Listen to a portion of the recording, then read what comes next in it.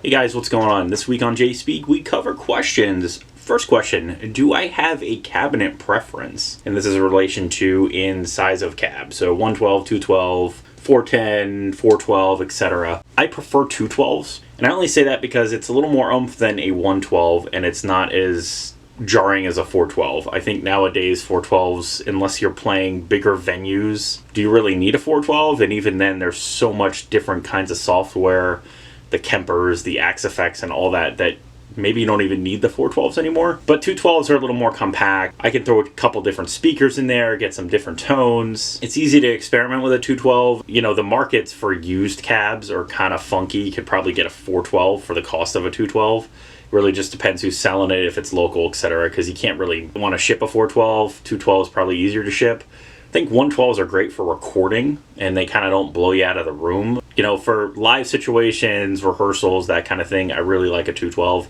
It's a nice compromise between lugging a 412 and having that huge amount of power, and a 112 that might not cut it. Not saying that a 112 can't cut it, but in some situations, a 212 is just a little bit better. So my preference would definitely be a 212. Question 2. Amps you purchased that take 6L6s and EL34s, which one do you end up sticking with?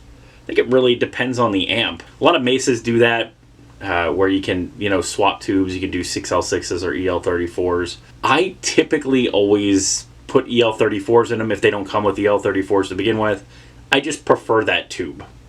When I had a Mesa Roadster, it came with 6L6s. I put EL34s in it. And for me, that helped channel 2 shine on the Brit mode. Channel 3 and 4 kind of suffered from not having 6L6. So I think my answer at the end of the day on that one would have been, if I had a Road King, it probably would have worked better for me specifically, using different tubes on each channel.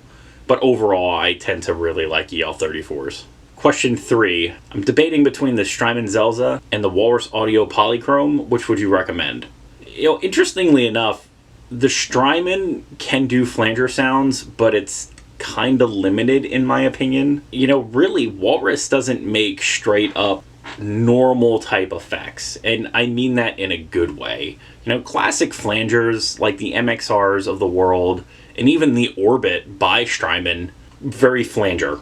I mean, there's no doubt that it's a flanger pedal. Walrus kind of makes stuff it's kind of like a flanger, but it's not. It's kind of like a chorus, but it's not, and it does various other things really well. I think there is definitely a difference between the two, and spend over $500 getting both and saying, well, they're both flanger pedals, because they're really not. The fact that Strymon has made the phaser to be, quote, multi-dimensional, and you're able to coax chorus sounds and flanger sounds, which is really nice, because on one side of the pedal you could have a standard 4-stage, and it kind of mocks like an MXR type in like classic mode. And then on the other side of the pedal you can run the 6-stage as a flanger, and it could work. So instead of spending $200 on 2 different pedals, you can spend $350. You get one pedal that does 2 different effects and powered by 1 slot. So that's great. However, I don't think the Zelzah does everything the Polychrome can do. My advice to you, if you like modulation effects, especially a phaser, I would just get the Strymon pedal and play with the side that's 6-stage phaser and see if you can get enough flanger out of it. And if you can, great, no worries. And maybe wait until the Polychrome drops a little bit and pick up one of those. Walrus always does kind of cool limited edition graphics, so you might luck out and get something really cool. Original pedal is quite pretty and powerful.